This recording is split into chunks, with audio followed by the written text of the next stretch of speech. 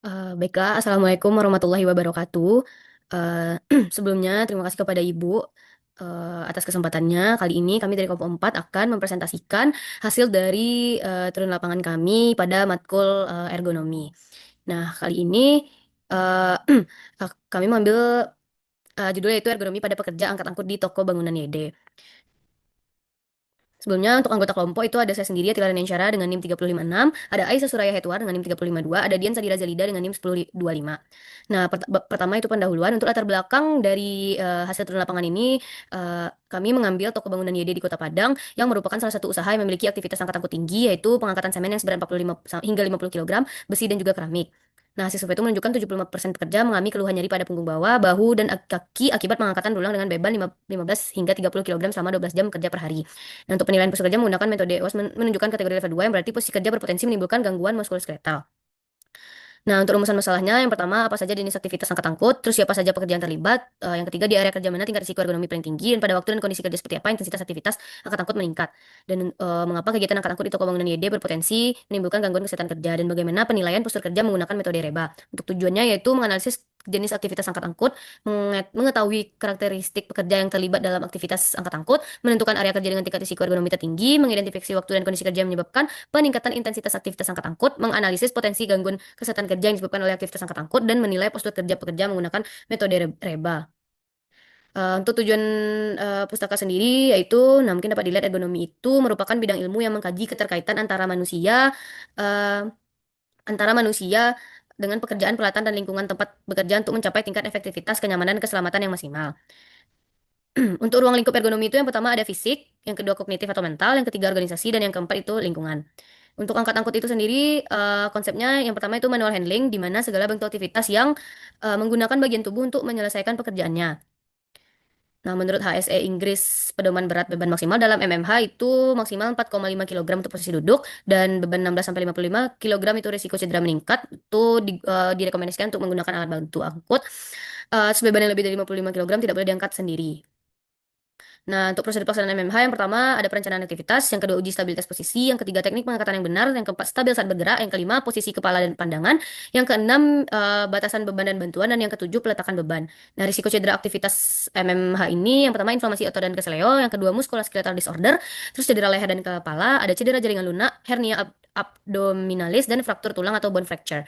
Nah, untuk MSDS itu sendiri, gangguan atau rasa tidak nyaman pada sistem otot rangka yang meliputi otot sendi, tendon, ligamen, dan jaringan penunjang. Dampak globalnya, menurut WHO itu merupakan penyebab kecacatan tertinggi kedua di dunia, sedangkan menurut Global Burden of Disease sekitar 1,71 miliar orang yang menderita gangguan muskuloskeletal ini.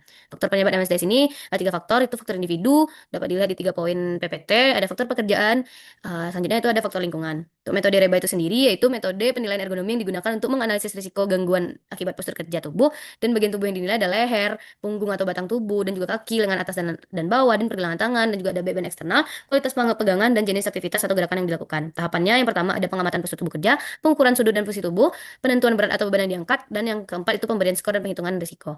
Nah, untuk bab 3 dan juga hasil, pada gambaran umum lokasi itu toko bangunan YD itu di Indarung. Nah, toko bangunan YD ini penyedia bahan bangunan terbesar di wilayah Indarung. Jam operasional dari toko bangunan YD ini, pekerja itu bekerja dari setiap Senin hingga Sabtu pukul 6 pagi hingga 6 sore, dan Minggu pukul 6 pagi hingga 3 sore. Nah, tahapan pekerjaan angkat angkut di toko bangunan YD ini ada 4 tahapan: tahap persiapan dan pengambilan barang dari gudang, tahap pengangkutan barang menuju truk, tahap pemuatan dan penyusunan barang di dalam truk, dan tahap pengikatan dan pengamanan muatan. Nah, untuk program penjagaan bahaya ketiga pada eh, OYD ini, yang pertama ada engineering control.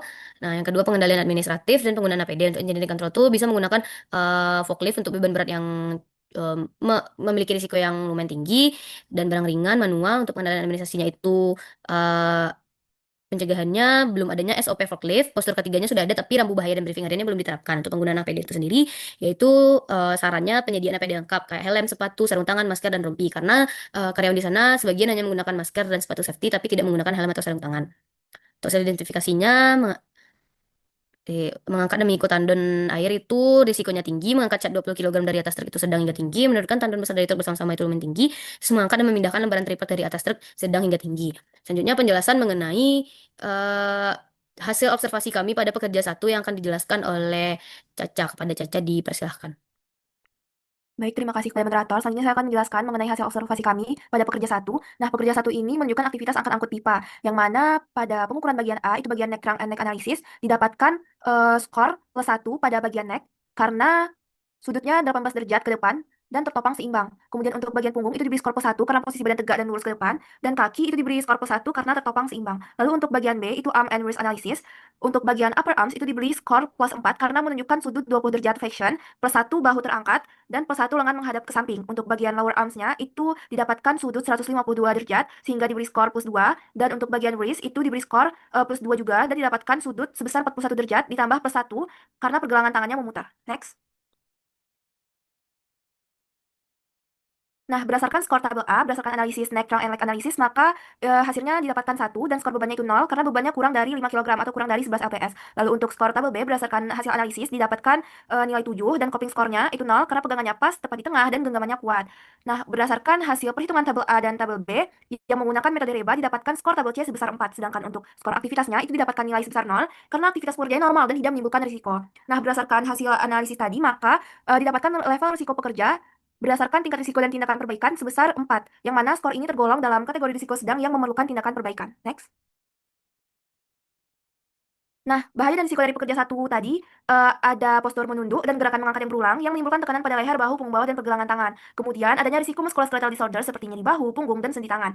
Kemudian dapat menyebabkan kelelahan otot, penurunan konsentrasi, dan produktivitas kerja. Nah, saran untuk pekerja satu ini, sebaiknya melakukan pemanasan dan pegangan otot sebelum mulai bekerja, beri jeda istirahat singkat setiap 1-2 jam saat aktivitas fisik berat, kemudian menggunakan sarung tangan untuk meningkatkan cengkraman dan mengurangi tekanan pada pergelangan tangan. Lalu mempertahankan postur tubuh yang benar, hindari memukul lama atau memutar badan secara tiba-tiba saat membawa beban, dan melaporkan keluhan nyeri atau kelelahan kepada atasan untuk evaluasi lebih lanjut. Next.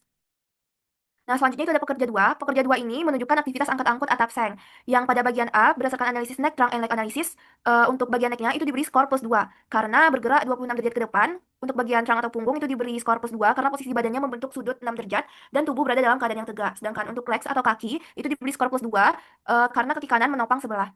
Nah, kemudian untuk bagian B itu arm and wrist analysis diberikan skor +6 untuk postur tubuh upper arms karena menunjukkan sudut 150 derajat dan +1 bahu terangkat dan juga +1 lengan menghadap ke samping. Untuk lower arms-nya itu diberi skor +2 karena didapatkan sudut 28 derajat. Untuk bagian wrist itu didapatkan sudut 37 derajat sehingga diberi skor +2 dan juga +1 karena pergelangan tangannya memutar dan menghadap ke arah samping. Next. Nah, skor tabel A berdasarkan hasil analisis itu didapatkan nilai 4 dan skor bebannya itu 0 karena bebannya kurang dari 5 kg atau kurang dari 11 lbs. Untuk skor total B berdasarkan analisis didapatkan nilai 9 dan coping skornya 0 karena pegangannya pas, tepat di tengah, dan genggamannya kuat. Berdasarkan hasil perhitungan tabel A dan tabel B, maka didapatkan skor tabel C sebesar 8, sedangkan untuk skor aktivitas didapatkan nilai sebesar 0 karena aktivitas pekerjaannya normal dan tidak menimbulkan risiko. Nah, level risiko pekerja 2 ini mendapatkan nilai 8 karena tergolong kategori risiko tinggi yang memerlukan tindakan perbaikan. Next.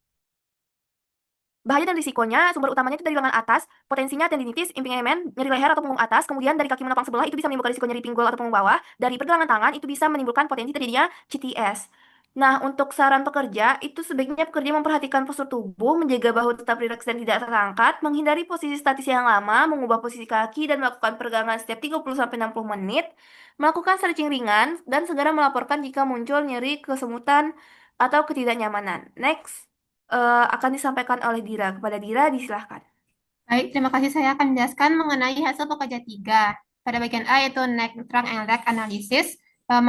Pekerja ini mengangkat toren yang menunjukkan leher diberi skor +2 karena bergerak 26 derajat ke depan dan +1 karena leher berputar. Sedangkan pada trunk atau punggung diberi skor +4 karena posisi badan bergerak 4 derajat menekuk ke belakang dan +1 badan berputar serta +1 side bending. Pada bagian legs itu diberi skor +4 karena kaki kiri menopang beban toren dan +2 karena membentuk sudut 60 derajat. Next. Nah, pada bagian B yaitu arms and wrist analysis. Yang pertama pada upper arm itu skornya +4 karena membentuk sudut 26 derajat flexion, +1 bahu terangkat, +1 lengan menghadap samping. Sedangkan pada lower arms itu +2 karena menunjukkan sudut 24 derajat flexion. Sedangkan pada wrist itu skor +3 karena 25 derajat flexion dan +1 pergelangan tangan tertekuk. Next. Nah, setelah dilakukan pengukuran, maka dapat disimpulkan skor tabel A itu skor +8 dan skor bebannya itu +1 karena beban berada pada berat yaitu 5 kg sampai 10 kg. Pada skor tabel B itu mendapatkan skor plus 7 dan kopling skor 1 karena pegangan dapat diterima tetapi tidak ideal. Dan setelah dilakukan perhitungan menggunakan metode Reba, dapatkan skor tabel C itu 11. Sedangkan skor aktivitasnya plus 1 karena aktivitas kerja menyebabkan perubahan posisi tubuh secara cepat dengan rentang gerak yang besar dan dilakukan pada posisi yang tidak stabil. Maka dari itu level risiko pada pekerja 3 dapat dikategorikan sangat tinggi yang memerlukan tindakan perbaikan saat ini juga. Next.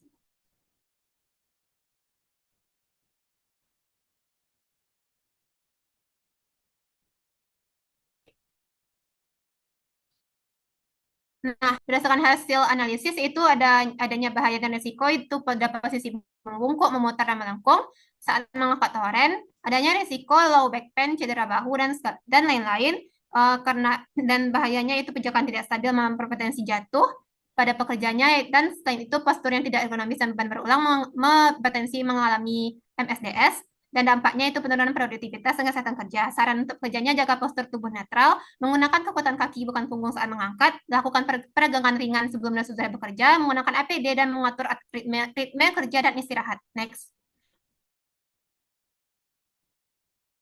Nah, pada bagian hasil pekerja 4, yaitu melakukan aktivitas angkat akut kaleng cat dan pada bagian A yaitu neck trunk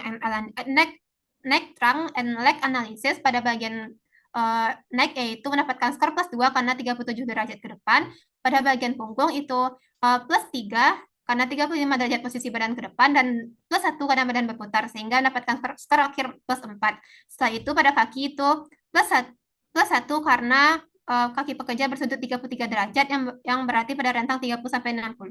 Dan pada bagian B yaitu arm and wrist analysis yang pertama pada posisi upper arms itu skornya plus 1 karena 16 derajat flexion dan plus 1 juga karena bahu terangkat sehingga dapatkan skor plus 2. Pada lower arms itu plus 2 karena 57 derajat flexion dan wrist itu plus 3 karena membentuk sudut 37 derajat flexion dan plus 1 karena pergelangan tangan pekerja memutar. Next.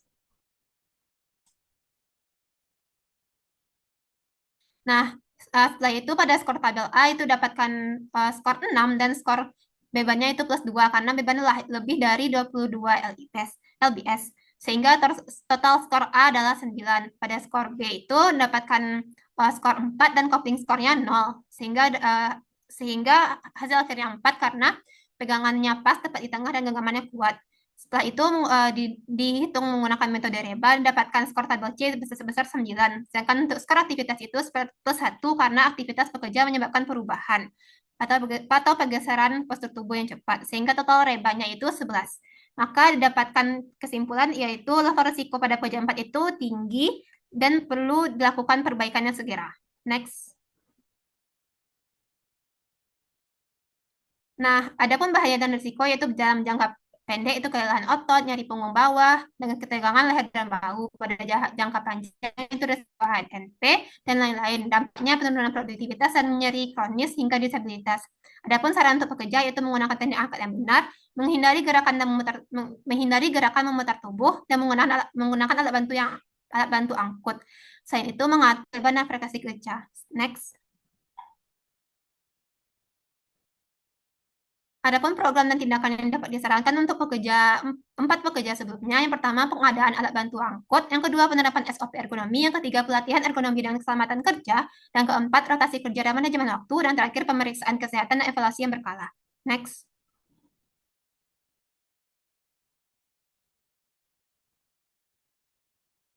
Mungkin sekian yang dapat saya sampaikan, dikembalikan pada moderator.